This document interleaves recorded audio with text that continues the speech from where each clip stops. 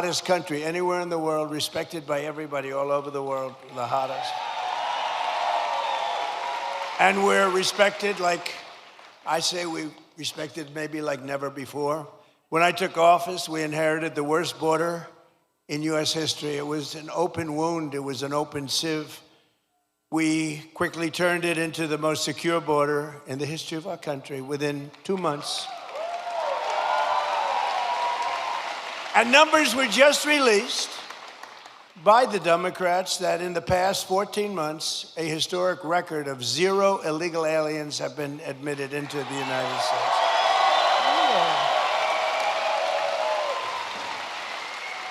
And now our crime numbers are among the lowest they've ever been. It's plummeting downward, and nobody's ever seen anything like it. Nationwide crime has been the lowest numbers that we've had in many, many decades. Last year, we achieved the largest drop in the murder rate ever recorded to the lowest level in 125 years. That's since 1900. That's before my father was born. Before my father was born, think of it, from the year 1900, lowest murder rate. And that's despite the fact that we had millions of people poured into our country who were, in many cases, very, very dangerous people. We cut the flow of fentanyl across our border by 67%.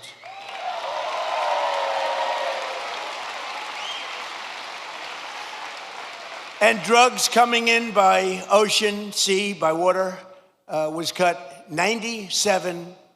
We're trying to figure out who the 3% are because they are among the bravest people anywhere in the world. You've seen that. They are the bravest people in history, I believe. We're making the largest ever investment in the United States Armed Forces, and we've got the strongest and most powerful military anywhere in the world by far. There's nobody close. And I built it during my first term. I built our military. And as you know, they stupidly gave a lot of it away, but actually it was a lot, but it was small compared to what we built. But they gave a lot of it away to the Taliban, to Afghanistan. They gave it away. They just take it. We're leaving. Let's leave brand new machines behind. Let's leave airplanes behind. I said to them, well, why don't you just fly it out and we'll take it back, or we can even fly it back to the United States if you'd like. Sir, I think it's cheaper to leave it. Brand new planes. It was so sad. I saw what was happening. What a disgusting thing took place. But we then, as you know, we won Venezuela, which is now working with us to produce millions and millions of barrels of oil. We're getting along great with them. One day. And we've already paid for that operation many, many times over. We're taking tremendous amounts of oil, and they're taking tremendous amounts of oil. It's a partnership, in a sense. They're doing a great job. We're working together. And millions of barrels of oil is going to Houston and Louisiana, coming to you indirectly after it's refined. They're refining it there. But millions and millions of barrels of oil, and also, Venezuela is doing better than they've ever done before, too. The big oil companies are going in, and they're signing up. We have Chris Wright working on it, Doug Burgum working on it, Scott is working on them, and it's been incredible, actually. It's got serious oil. In fact, if you combine us and Venezuela, we have about 62% of the world's oil market. So we don't need straits. We don't need anything. We don't need the Hormuz Strait, but we do it because we have to do it, because we cannot let Iran have a nuclear weapon. It's very interesting.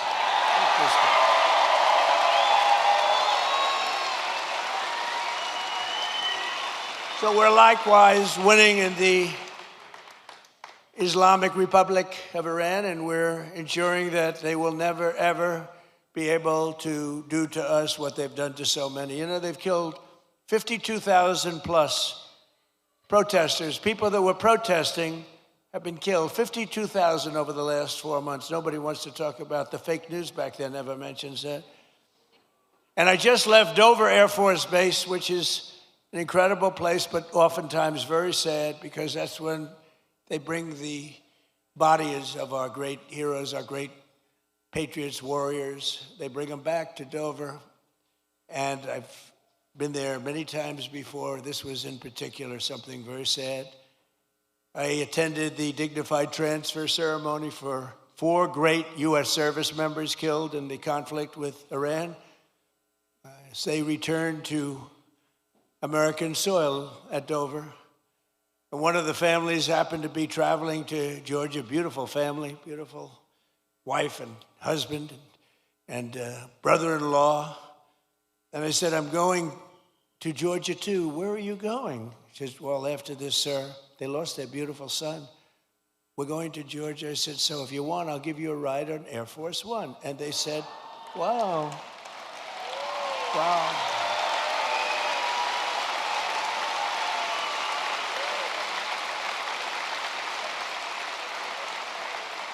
So today, I then said they're on Air Force One, and it's quite nice, I must say. And they said, wow, this is something, thank you so much. But they're heartbroken, they're heartbroken. But they couldn't believe it. And they live very close to here. They live minutes away. And we're here today, and I said to them, celebrating the memory of their this was a beautiful son. I read, when I go to Dover, I read charts on all of the young people. And some are unbelievable. Some are a little bit, they got a little bit of couple of little bad things put in. This is a son who is like a flawless, perfect person. Beautiful, beautiful son. Handsome in every way.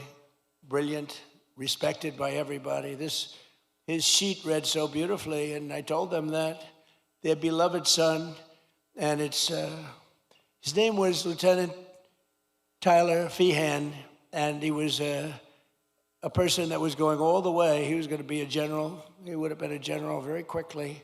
He was heading in that path. But I just want to thank Tyler's mother, Sherry, his father, Stephen, and his uncle, David, great people. I got to know them a little bit on the plane. And standing there watching this sight, which is, it's very, very tough to watch, to be honest with you. Very tough. I think it's the toughest thing I do. If anything I do all this stuff, but I think it's the toughest thing I do. But to Sherry and Stephen and David, we will carry Tyler's memory in our hearts forever. And I just want to thank you. It's an honor to have you here today. Please.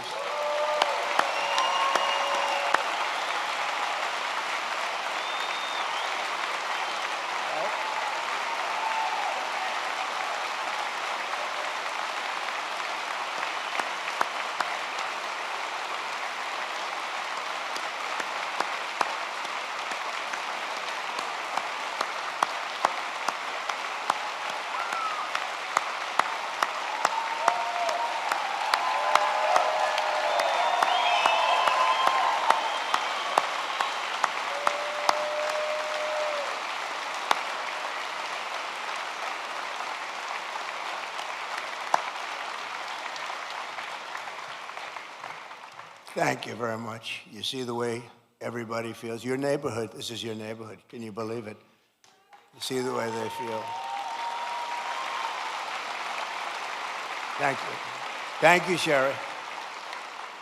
He's looking down right here. He's so proud right now. So together we're making our country safer and stronger and far more successful than it's ever been before. And that's happening before your very eyes. That's why I call it the golden age. This is the golden age of America. We're building more plants than at any time in the history of our country. And not just AI and all of the different things you read about. Things like auto plants, the old-fashioned way. Toyota just announced they're leaving Mexico and they're coming in. They're going to be building the largest plant anywhere in the world. They're all coming back. They're all leaving Canada, they're leaving Mexico. They're coming in from Germany and Japan and South Korea. They're coming in from all over. And people that have been doing this, people like Scott and others that have been doing this for a long time, they've never seen anything like it. I don't think you've ever seen anything like it. McGee, have you? You haven't seen anything. He's doing such a great job. In 4 long years of the sleepy Joe Biden administration, they got less than $1 trillion of new investment in our country. In 4 years, much less than $1 trillion. In less than 2 years, much less than 2 years, actually. In fact, at the end of the first year, but less than 2 years, in my administration, we've secured more than $19.2 trillion in new investment from all over the world.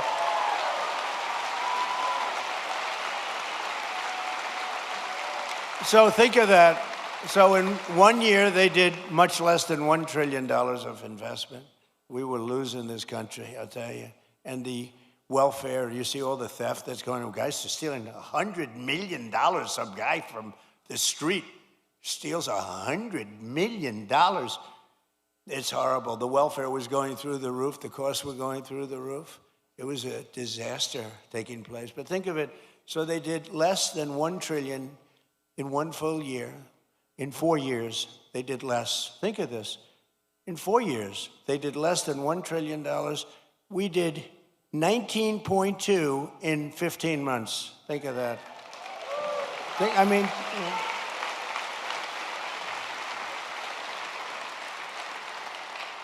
The pharmaceutical company, we're bringing our pharmaceuticals, we learned that through COVID, we're bringing the pharmaceuticals back.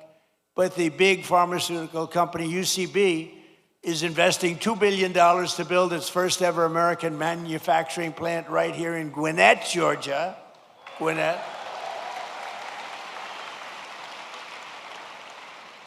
Look at the front row Joes. I love these people. I love these people.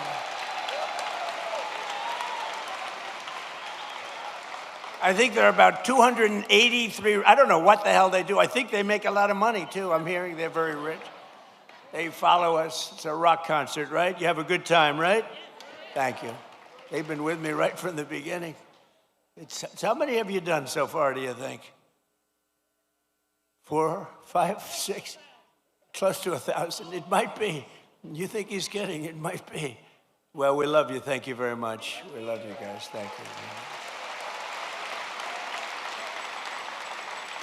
We have groups. We have a group from, I don't know if they're here, but we have a group from North Carolina, women, beautiful women. They follow us, and they're at 218, I think. 219, they come, and I always say, what the hell are your husbands saying about this? This is crazy. They're these beautiful women. I think they're sort of a wealthy family. I don't know what the hell's going on with them. But, you know, like the front row Joes, it's good. We have a lot of those groups. They're just great. They've been with us right from the beginning. And you know why they're with us? Because they love our country. That's why they're with us. It's really why they're with us. So Japan is investing $600 million in a cutting-edge diamond processing facility, as you probably read this morning in your state, $600 million. Yamaha Motors is building its brand new U.S. headquarters in Kennesaw.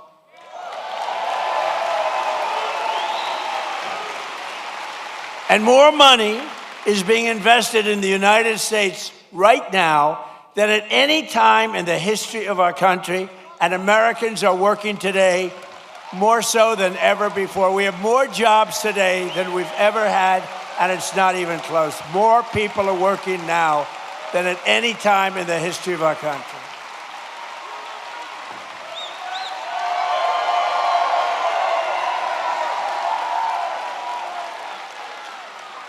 And the stock market has said, and that's with this skirmish we have going on. I call it a skirmish.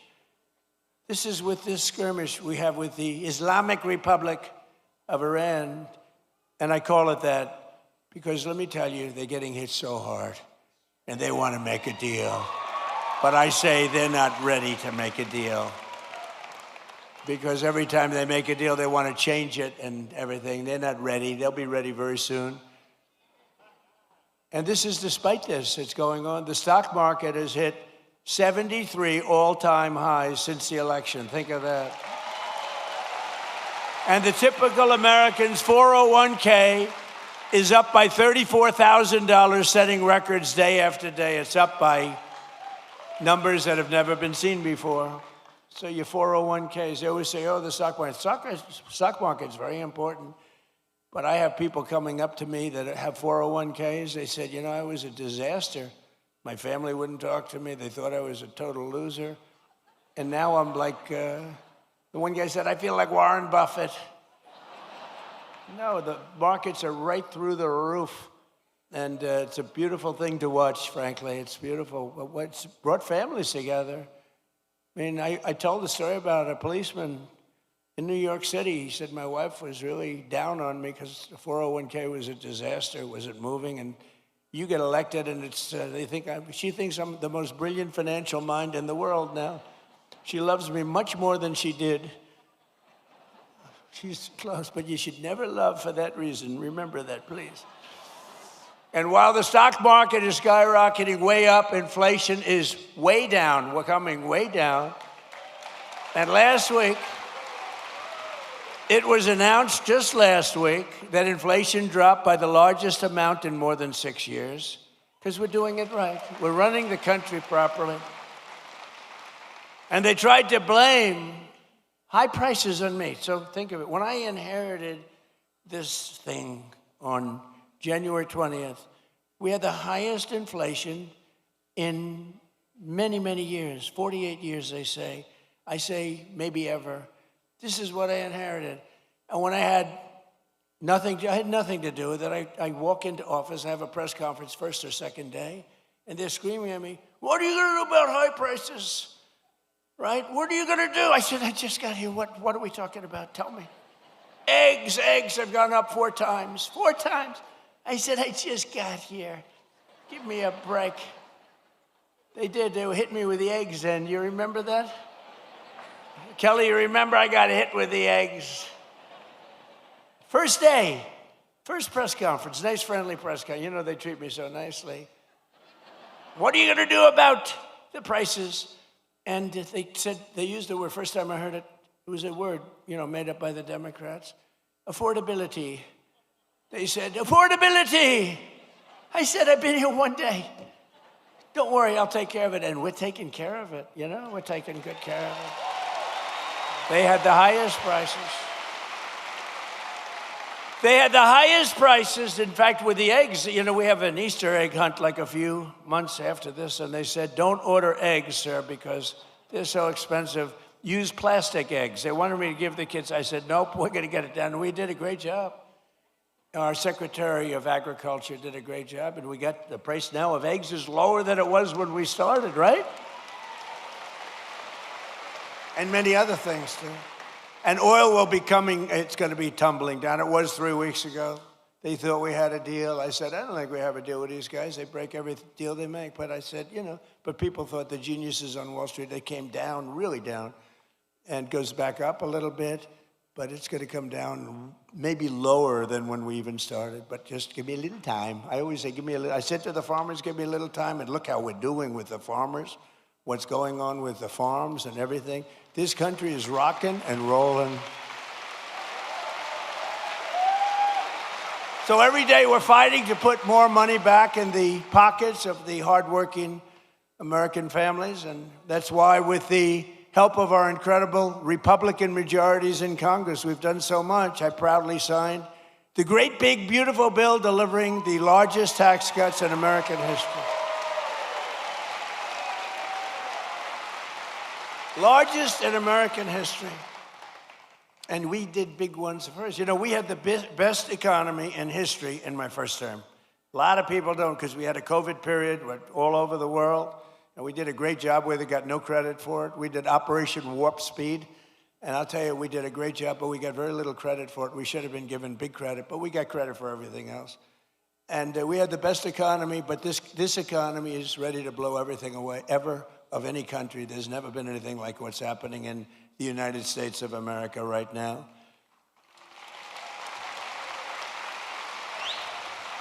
So I just want you to remember that if you're paying a little bit more, a lot of it's come down now. We got it coming down very rapidly, actually. Look at the number just released. But it really would, we inherited something from Biden, and we're giving it back to you, thousands and thousands of dollars each family. We gave it to you also. Remember, forgetting about prices, and I don't want to forget about it. I would never leave a sentence like that, because they'll say, "He said forget about prices." I said, despite anything you see, we gave you no tax on tips, no tax on overtime, no tax on Social Security for our great seniors.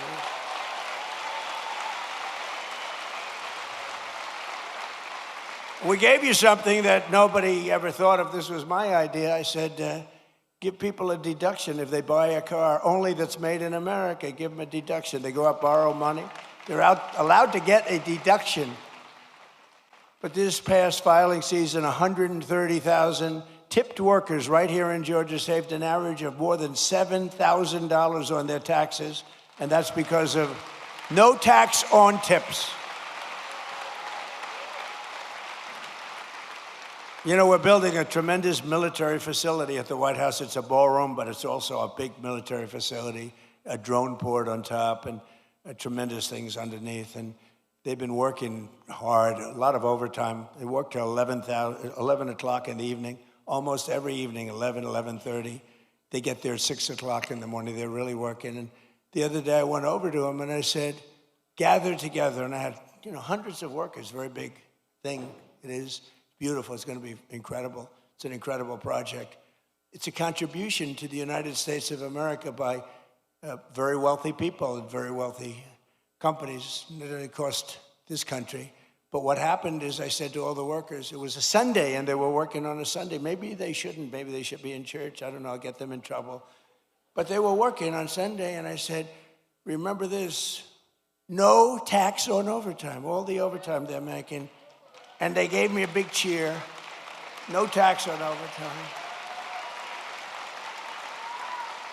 As an example, 700,000 Georgia workers saved an average of over $3,000 thanks to no tax on overtime. And 500,000 Georgia seniors paid $0 on their Social Security benefits thanks to no tax on Social Security. But perhaps most consequential of all is the provision that the great, big, beautiful bill that we're celebrating today. It's something that's beautiful. It's beautiful because it takes care of our youth. It's called the Trump accounts, and it's hot as a pistol. It's hot as a pistol. And under this groundbreaking new policy, every American child gets a tax-free investment savings account that can grow over the course of their childhood and be used for them when they reach 18 or 21. Their parents, grandparents, employers, and loved ones can contribute up to $5,000 a year. And with the modest contribution, these accounts will reach hundreds of thousands of dollars for these young people by the time they get to, let's say 18, let's say 21. But by the time they're just young adults, they could be worth hundreds of thousands of dollars, most likely will be. And for decades, Washington politicians gave our children absolutely nothing but debt. But the Trump accounts, we're finally seeing and ensuring that every young American gets a great start in life and a really fair shot at the American dream, which is what we all want. They all aspire to that.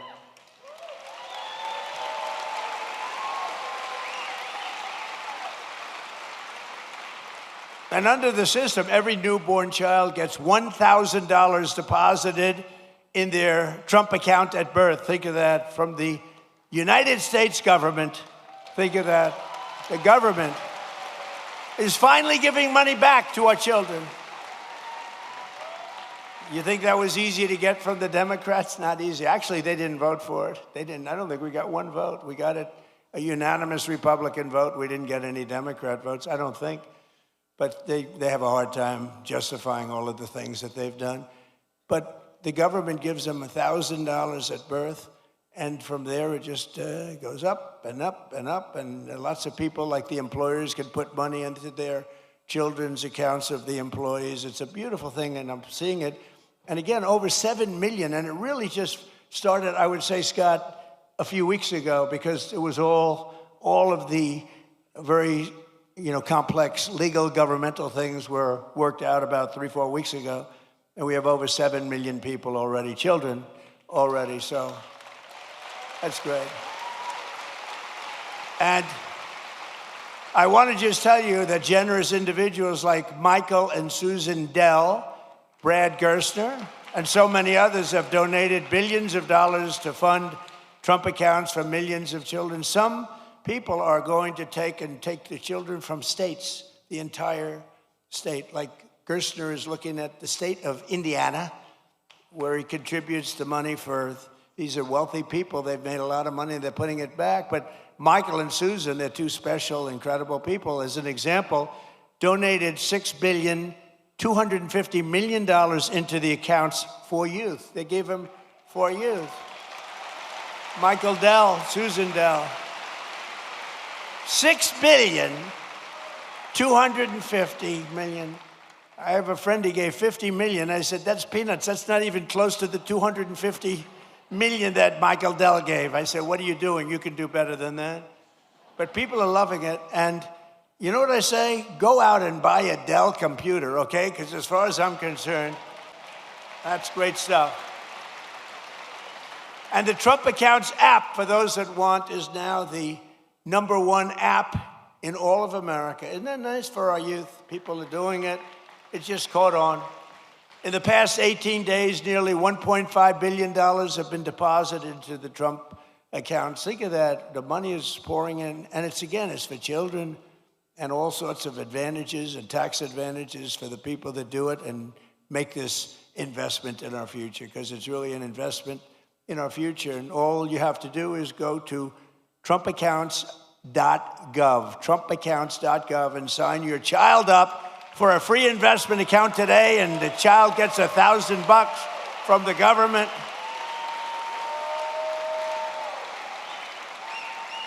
You think that was easy to do? That wasn't easy to do. Tell the Democrats you're giving everybody $1,000. But we're pleased to be joined by some of those incredible Georgia families benefiting from the Trump accounts, including Cole and Allison Loden and their 3-year-old beautiful child Ray, their 2-year-old Rex, and 3-month-old daughter Ren. And Cole and Allison met at Kennesaw State University, where he played football, and he was a cheerleader and a respected guy, good student. Now Cole is a project manager helping build data centers, and just this past April, they became the first home buyers. Cole and Allison bought their first home. So I just want to come up here for a second, Cole and Allison. Come up, say a few words, wherever you may be. Where are you? Come on up. Come on, don't worry about Secret Service.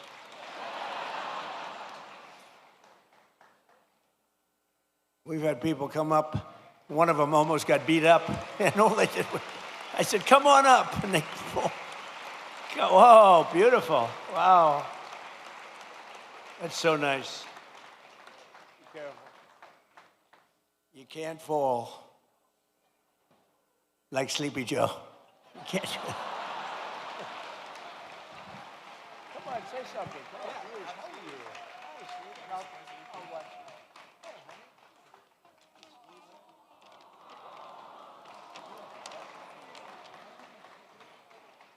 Thank you, Mr. President, and the White House staff for allowing my family to be a part of this special event. It is truly an honor. Thank you, Mr. President, and your administration for the hard work and commitment that that made the Trump account possible. As a father, it's encouraging to know that our children's future can begin with an investment from day one. To every eligible new parent, I encourage you to take advantage of this opportunity by opening a Trump account for your child and continuing to invest in it each and every year. Mr. President, thank you for your continued commitment to investing in American families. And on behalf of my wife and me, thank you for providing our children with a greater opportunity to pursue and achieve their American dream. Thank you, and God bless America.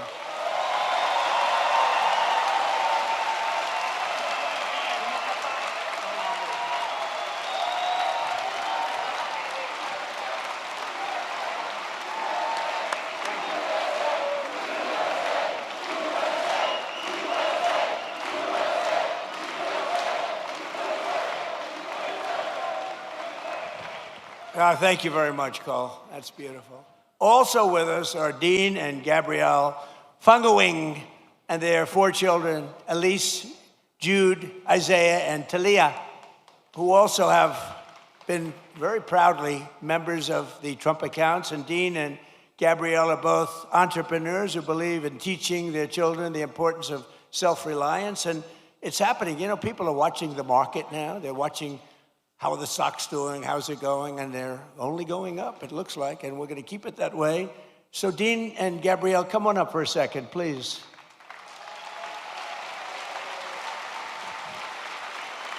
Wow. Wow, beautiful.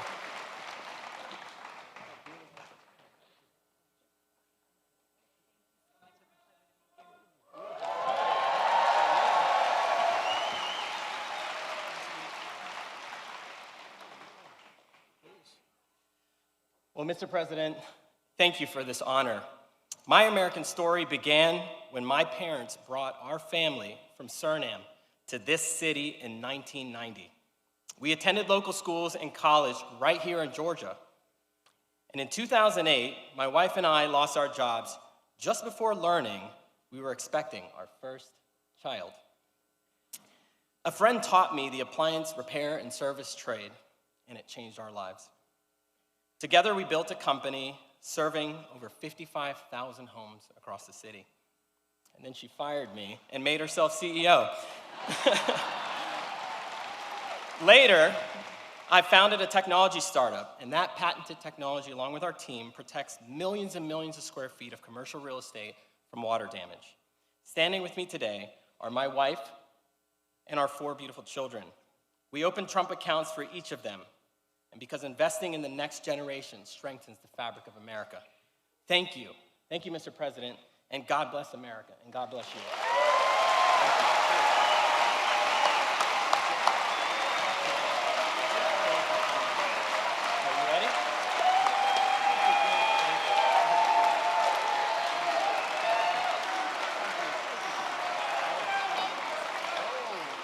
She made that for Kai. Thank you, sir. I appreciate you. Thank you. Beautiful people. Well, thank you all. We appreciate it. But while our administration is lifting up the next generation with the power of freedom and American capitalism, proven all over the world when it's done right, it's not always done right, but when it's done right, there's nothing like it. The radical left is actively trying to destroy our children's future with the disaster known as communism. It's communism. This isn't a social democrat. These are communists by another name, right? As I said in my recent address at Mount Rushmore recently, I don't know if anybody saw it, such a beautiful place. You know, the communists want to take it down. They tried taking Mount Rushmore down. They want to blow it up. They want to take it down. They shouldn't be up there. These people are crazy. But communism is, in my opinion, communism is the single greatest threat to our country and its history, including even World War I and World War II, Pearl Harbor, 9/11. I think it's the greatest threat that I've ever seen to our country. These people are stone cold crazy. And it is the enemy of the free people everywhere and everywhere in the world. You see it happening, and every time it starts to happen, the areas where it's at, whether it's blue states, you see the blue states are all going bad. They're all going bad because communism is a loser. The concept, the policy, it's a loser, and it always has been, and it always will be.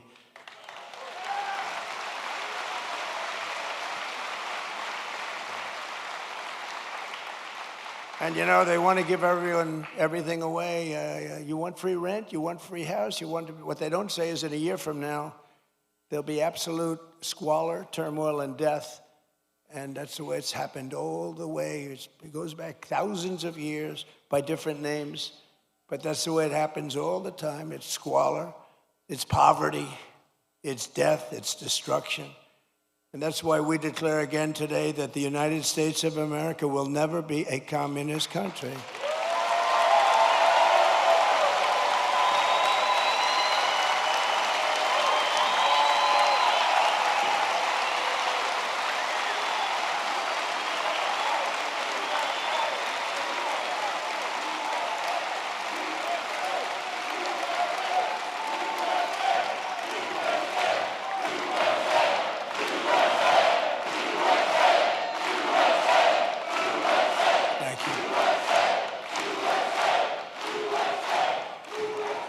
You know, remember during the State of the Union, I said that this country will never be a socialist country, remember? And I was right. They skipped socialism. They went right to communism. Georgia's a state that believes in common sense, and yet your terrible Senator, John Ossoff, he's terrible. And the Democrats in Congress are voting with the communists every single time. They're afraid of the communists. You look at it. Now, I fought Ossoff before, as you know, and we won. We had a great success against this guy. He reminds me of Pinky Herman. Did you ever see Pinky Herman? John Ossoff and the congressional Democrats voted against securing our border. They voted against our massive tax cuts that you have. They voted against the Trump accounts for your children. They want to raise your taxes by a lot, not lower them. We lowered your taxes. We gave you the greatest tax cut in the history of our country twice now. And they want to raise your taxes substantially. You know, I've been watching politics. I've been involved in politics in the other side, you know, for a long time. I've always found it interesting, fascinating, important. But I've never seen people say, ever, it's always politicians. I've watched great politicians. We will lower your taxes. They will always say, we will, even if they didn't mean it. They'd say, we will lower your taxes. These people say, we're going to raise your taxes. I've never heard it before. It's a new phenomena. It's a phenomenon. They voted against no tax on tips. They voted against no tax on overtime. They voted against no tax on Social Security for the seniors. They voted against voter ID. Can you believe that? Well, you saw what happened. They caught thousands of votes in New Jersey where illegal aliens were allowed to vote, thousands and thousands of votes. They voted in favor of the transgender mutilization of your children and in favor of men playing in women's sports. Isn't that lovely? They voted against lower energy prices, lower car prices, and bigger paychecks for everyone. They voted against every one of these things. John Ossoff and the Democrat communists want to let the Marxists into power, bankrupt your families, and leave you totally undefended with wide open borders. But we will not let that happen to our country. We're not going to let it happen. Right?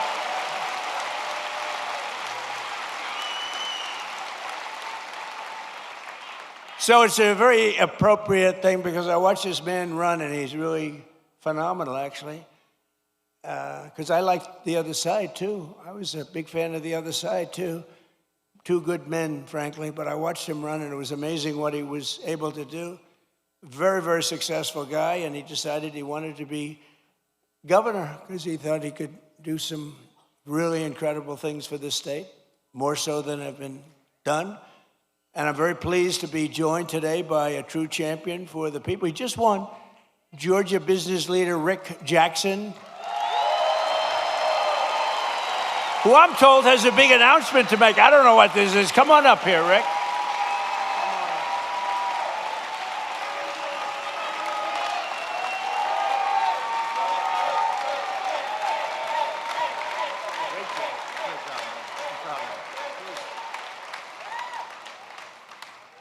Well, thank you, Mr. President. What you're doing on the Trump accounts is for foster children will, change lives. I know because I said earlier that it changed my life when I got a $100 Christmas gift in an orphanage. That's why here in Georgia we should not stop with $1,000. I want to announce when I become governor, I'm going to push the state of Georgia to match the federal contribution with another $1,000.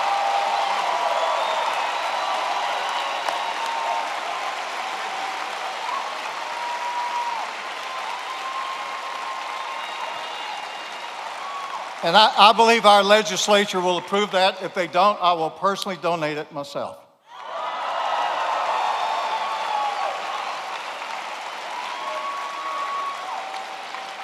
Mr. President, you're fighting for Georgians every day for the state and what you're doing to lower costs.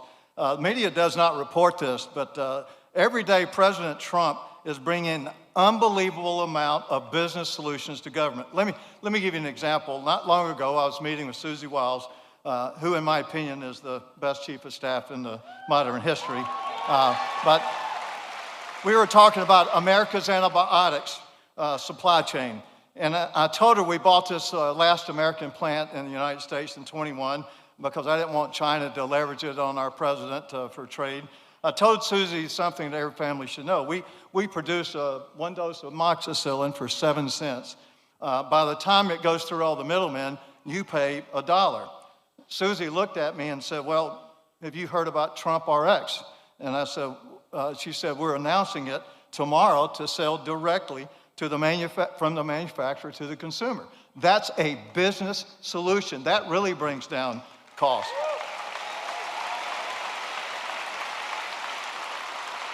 When we bought this manufacturer of antibiotics, we wanted to change the name to U.S. Antibiotics, which I thought was a good name. So it took the Biden administration 7 months to approve our bottle logo where it had been for the entire 35 years. Then, last summer, we wanted to bring out for our kids amoxicillin extended release. Under the Trump administration, we applied to have a new drug that hadn't been here in 25 years. Under his administration, it was approved in 60 days. 60 days.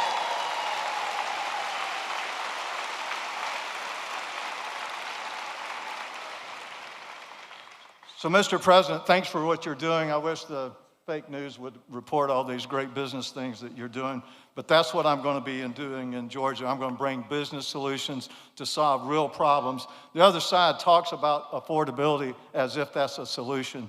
Affordability is not a political problem. Affordability is a business problem. It requires business solutions, just like this man's been doing all his life.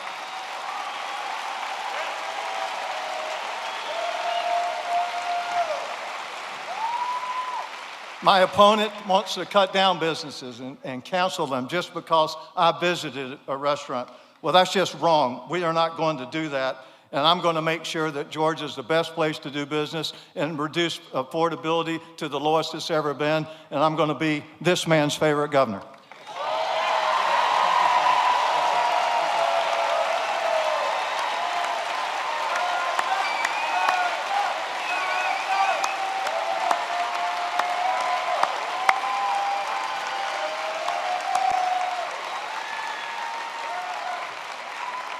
Wow, he's going to be a great governor.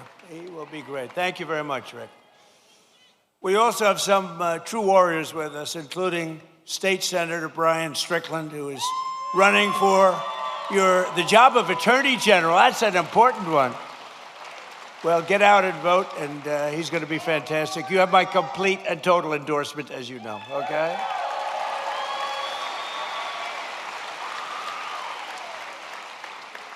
And State Senator Greg Dolzwall, and that he is a fantastic guy who's, as you know, running for lieutenant governor along with Rick. That's a pretty good. Where are you? There you are. Where are you? Oh, what a man he is. You have my complete endorsement. You know that. You had it before, but you have it now. Okay? Great luck. You won't need it. Yeah, everybody needs luck, but you're not going to need that much. Very talented people need luck too, but they don't need it that much. And State Representative Tim Fleming, who is running for Georgia Secretary of State. And they all have my complete and total endorsement. They're incredible people. Thank you very much. Thank you. Congratulations. I heard you had a great win. We also have State Representative Houston Gaines with us, who's a fantastic person. And he's running for Congress. And you already have my endorsement, and you already won your primary in record numbers, and now you have to go and beat a Democrat. Good luck. We'll be helping you, okay? Good luck. I want to thank as well, he was here, I didn't know he was going to be here, Treasury Secretary, I think he's going to go down as the best ever, Scott Bessent.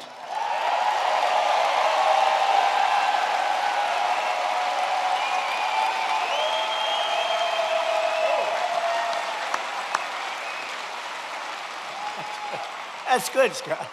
Don't make him too popular. I won't like him anymore. That's very good. Secretary of Education, a woman who's absolutely incredible. She's moving education back to the States, Linda McMahon, and she's phenomenal.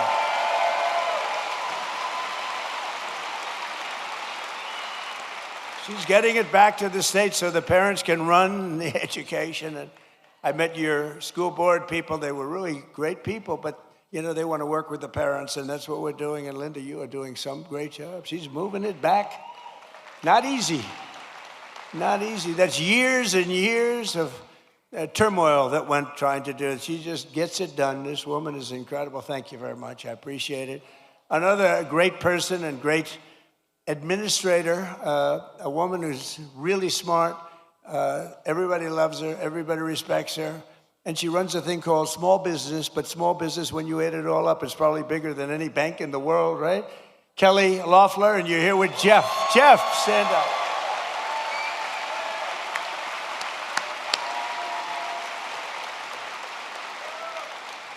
Thank you.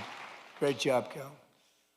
Treasurer of the United States, a man who was a senator here, and he was so ahead of everybody. He was so great. I said, "You want to be treasurer?" And he said, "I'd like to be treasurer. That would be good." He's a great man. He's a person that loves Georgia like a lot.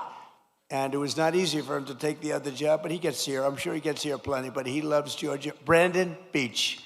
Brandon.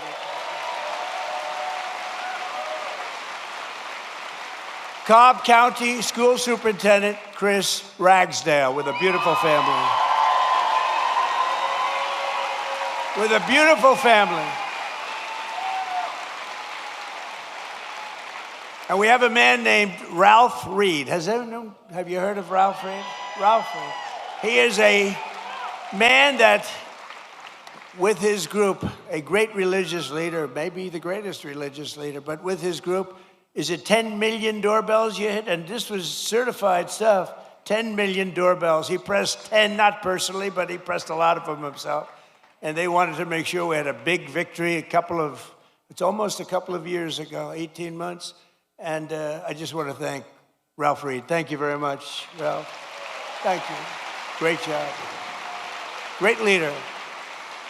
And one of the best lawyers in the country, a friend of mine. He's really incredible, and he's really based out of Georgia. He spends a lot of his time in Atlanta. David Schoen. Where's David? There's David. Hi, David.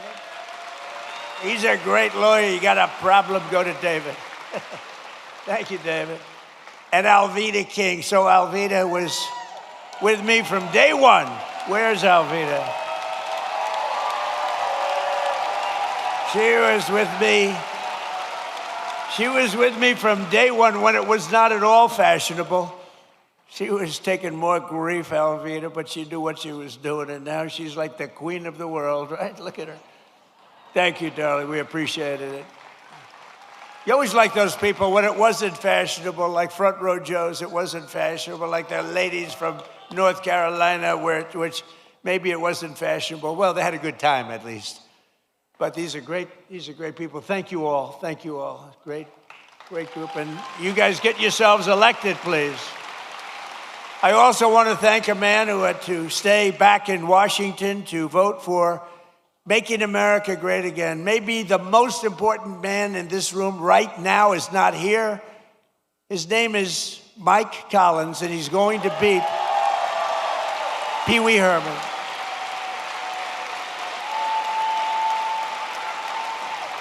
And the reason he's not here is me.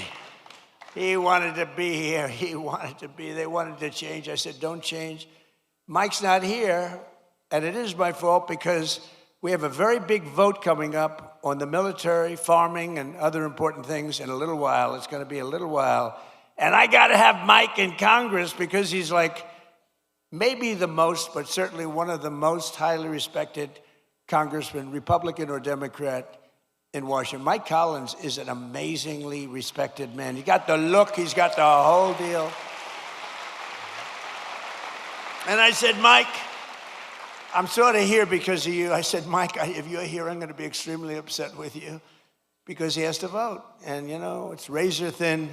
We lose all the Democrat votes on all these things. Think of it, tax cuts, biggest tax cuts in history they vote against. They vote against everything because you know why? They have Trump derangement syndrome. That's why. But I hope you're going to vote for Mike, and you've got to vote for him because he's running against, I call him Pee Wee Herman. He's Pee Wee Herman lookalike.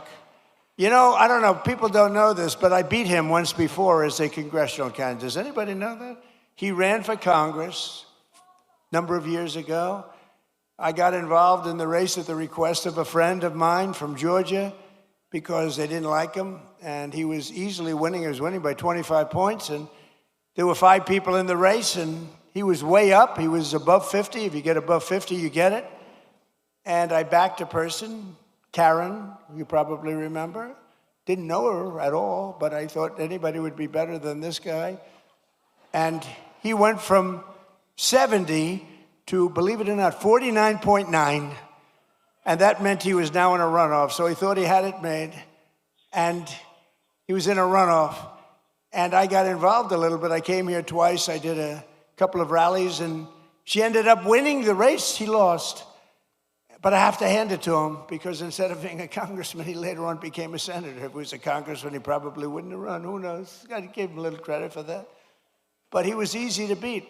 He wasn't, I can't believe that he's a senator and he's not respected at all in Washington. You don't even hear his name mentioned. You don't hear his name mentioned. I mean, I hear all the names. I hear all the bad ones and the good ones. I hear them all. But you don't hear his name mentioned. He's not even a factor. But you have a guy that is the most respected, just about one of the most respected people in Mike Collins, and I hope you're able to go out and really cast your vote for him. He will bring so much. They call it pork, we call it money, but he'll bring a lot of action back to your state. He's a great guy, and he loves your state, and he's worked hard. He's got the whole package. Mike Collins, vote for Mike. And he's hard at work. He's hard at work right now in Washington. And last but not least, we have the CEO of, so I like baseball. I like baseball. But this guy's done such a great job. You know, the Mets have the highest salary in baseball, and they lose all the time. I'm trying to, and I say, maybe we could steal this guy. But the team, the way the Atlanta Braves has been managed for years, right? For years and years. And he's the CEO of the Atlanta Braves, Mike Plant. He's been, you know, you don't realize how good he is. You know, when you have one of these guys, there are teams like that, you know, where they never go down. Then you have other teams, we're rebuilding. They've been rebuilding for years. I don't want to mention teams because I know all the owners are all friends of mine. I get myself in trouble. But they're always rebuilding. We're rebuilding. This guy never rebuilds. He just stays at the top. He's amazing. And then he loses the best player. He loses a great first baseman. I would say great first baseman. And they keep going along, and they get things for the first baseman. And he was really good. Dodgers got him. But I watched the Braves for years, and they've done such a great job. So along with one of the best managers in baseball, Braves legend Brian Snitker, who was recently inducted into the Baseball Hall of Fame. Brian, both of you come up. Would you both come up? Come on up here.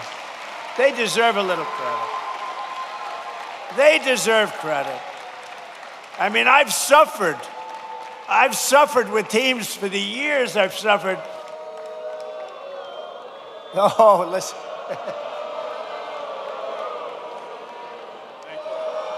They say you're not allowed to do that. Do it.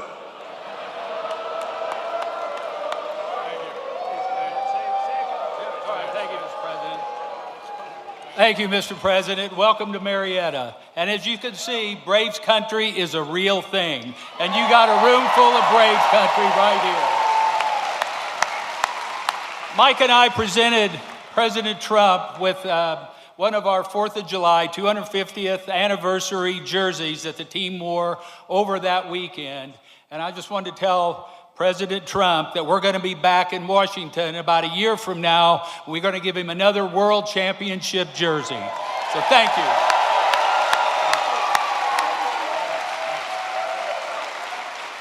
Well said, Snit. Mr. President, I just want to say, when you're done throwing four-seam fastballs for the United States of America, come back and do it for the Atlanta Braves. Thank you.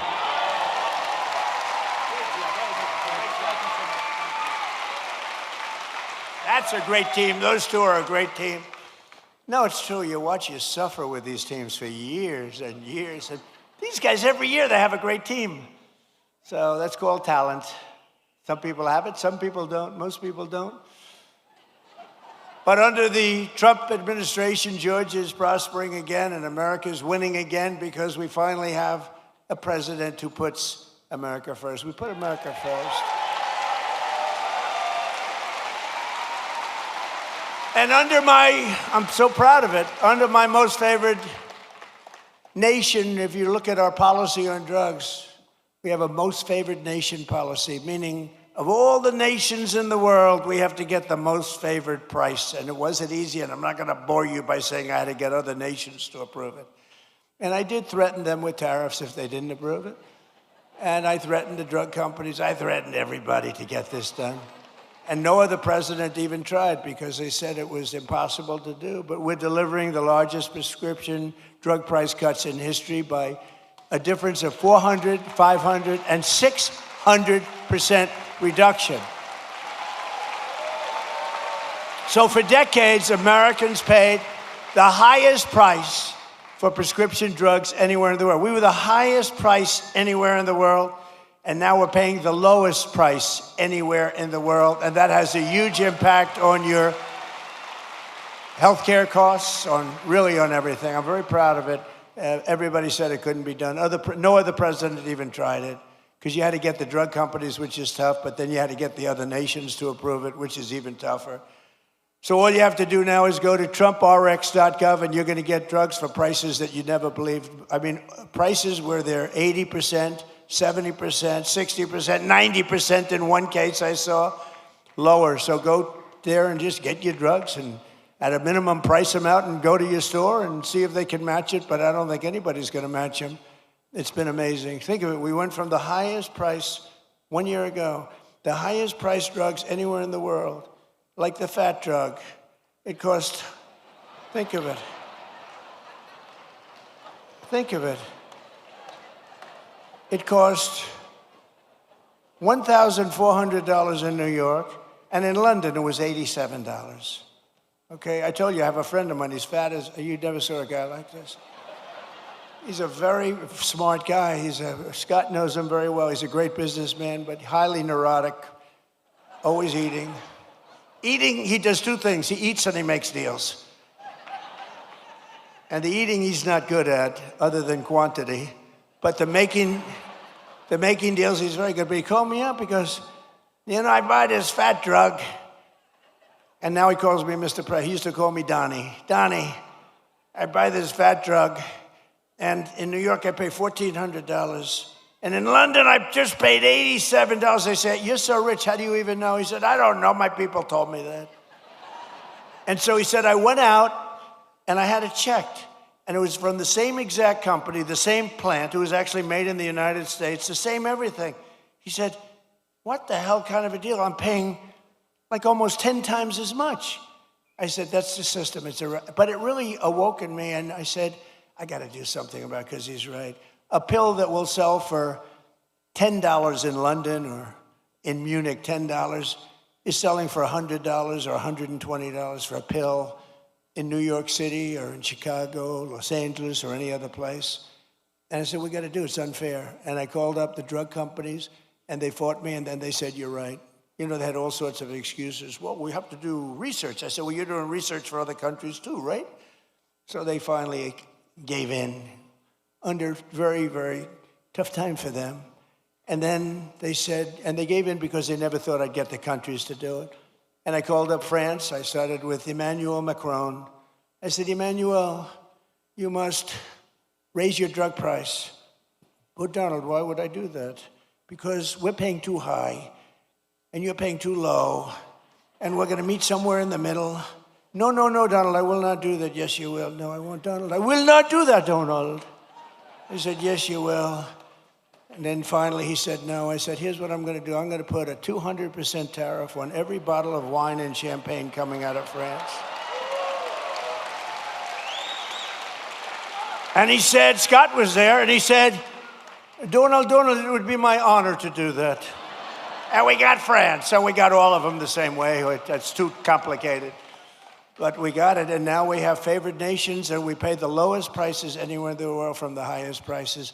And that alone should win us the midterms. But It's not going to be that easy with the cheating and everything else that goes on. So make it too big to rig. Remember my statement, too big to rig, make it too big to rig, and watch those machines.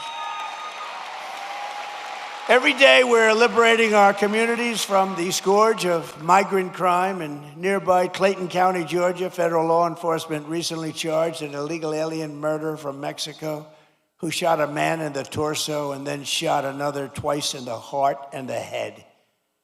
In Bullock County, ICE arrested an illegal alien who sexually assaulted an 11-year-old girl and held her 10-year-old sister at knife point for 1 week.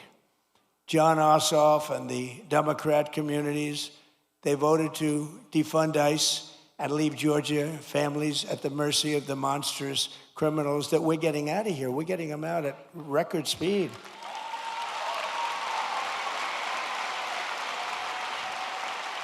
And by the way, we always stand with the heroes, the patriots of ICE and Border Patrol. Always.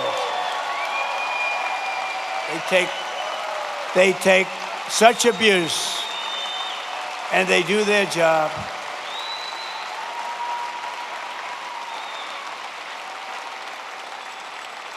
And our strong borders are really, it's a policy of helping to bring down the cost of living. It really is. It's under Biden, over 60% of the increase in housing rental.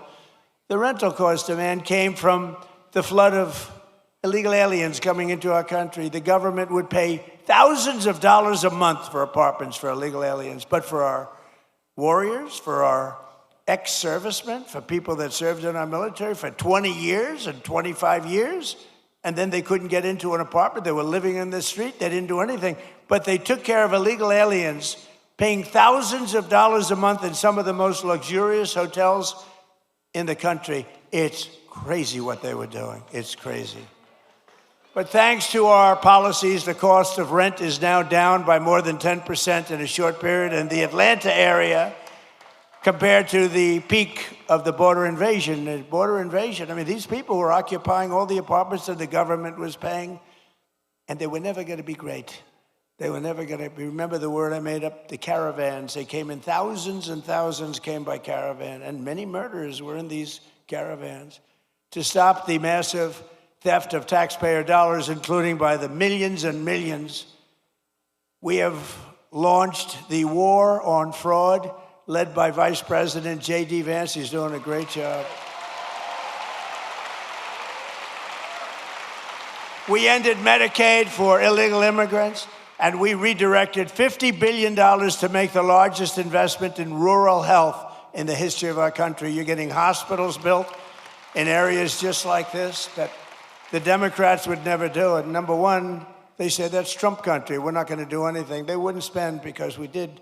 We got tremendous votes. In your whole state, we got tremendous. We won in a landslide. In just 18 months, we've turned this country around like nobody's ever seen before. Think of it. Our border is secure. Jobs are up. Inflation is way down. Factories are opening. Investment is pouring into our country. I told you, $19.2 trillion. Our military is more powerful than it has ever been before by far. You see that. Venezuela, Iran. America is back. It's stronger than ever before. And I'm telling you, it's only going one way. It's going up. As long as we keep our current thinking, our current system, it's going up. If you go the other way, nothing ever succeeds. I made the statement once, with communism, everything turns to shit, okay? It's true. Terrible thing. It's true. My wife hates it when I do that. She said, you were doing so nicely, and then you had to use a foul word. You know, Franklin Graham wrote me a letter. President Trump, I love your speeches. I think they're great. But, sir, if you wouldn't use foul language, the speeches would even be better. And I wrote him back. I said, actually, frankly, they wouldn't, because there's like no word that can replace that word with respect to the subject matter that we're talking about, right? But that's all right. But I try hard. I try hard to keep them clean. But it's true. With communism, everything turns. With the help of our Republican majorities in Congress, we will crush violent crime, impose harsh new penalties for dangerous repeat offenders, crack down on Marxist proxy. Oh, these prosecutors are so bad. They're so evil, what they do. And the rogue judges, you don't have a chance in front of these people. If Obama puts in a judge, I don't care how good your case is, you barely have a chance of victory. And nobody suffers it like I do. I get an Obama judge. First thing, who appointed the judge? Barack Hussein Obama. Oh, that's a problem. And we will end no cash bail. The real bad stuff, these guys, they get out, they kill somebody, they're let out, they kill somebody the same afternoon. We'll pass the Great Healthcare Plan. It's called our Great Healthcare Plan. That's the name of it, to stop all payments to big insurance companies and give the money directly to the people so they can buy their own health care, which will be much better, and you will save a lot of money. Because as you see, Obamacare is a total disaster. It's been a disaster. It's gone up through the roof. It's a total disaster. We want to spend the money. We want to give you the money directly. Buy your own health care. What's happening is these insurance companies take in billions and billions of dollars, and they don't give a damn about you. And you go out and you get crummy health care at a price that's unaffordable. So we want to give you the money, and you spend the money, and you go around and negotiate. You're going to have money left over. It's so much better, and you're going to have much better health care. And finally, we have to pass the Save America Act to defend American elections.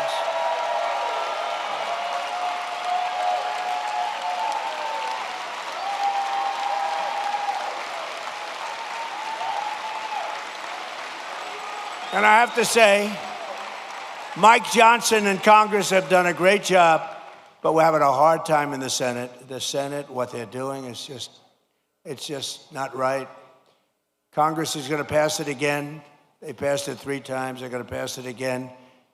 It's like the Senate is a place that you send things when you want them to die. We can't do this, and we're not going to take this any longer. We're not going to take it. You know, I'm trying to be nice, trying to be really nice. You saw we had a big victory last night in Arizona. I've had victories everywhere. But we're not going to be able to take it much longer. When they can't get past voter ID, proof of citizenship, no mail-in ballots because they're crooked as hell. So right now, Congress is working to get as much of our plan as possible into the budget bill to identify and really terminate. Look, what they should do? Very simple. A lot of you don't know about filibuster. They should terminate the filibuster and approve everything. Because the Democrats are going to do it. The Democrats are going to terminate the filibuster as soon as they have a chance. And then they're going to approve Puerto Rico and D.C. as a state. They got 4 more senators. They're going to end up with 12 more congressmen. They're going to get like 40 electoral votes.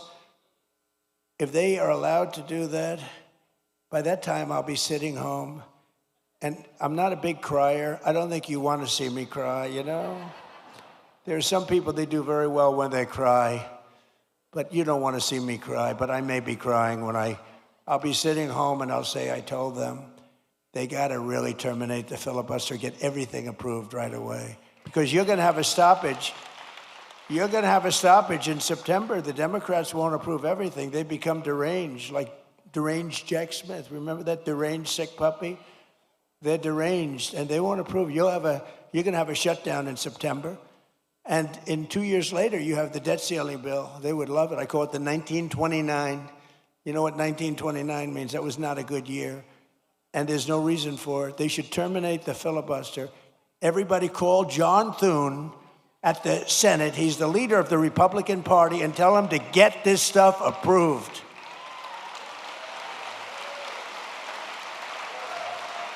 So we're fighting so that all voters must show voter ID. We're fighting so that all voters must provide proof of citizenship, okay? And also the no mail-in ballots, very important. And we're doing exceptions for illness, disability, military deployment, travel. If you're away and you have problems, We'll be very easy on that. Look, if you're away, if you're in the military, you want to vote, we want you to vote. But we'll also enshrine in permanent law no men in women's sports and no transgender surgery for your children.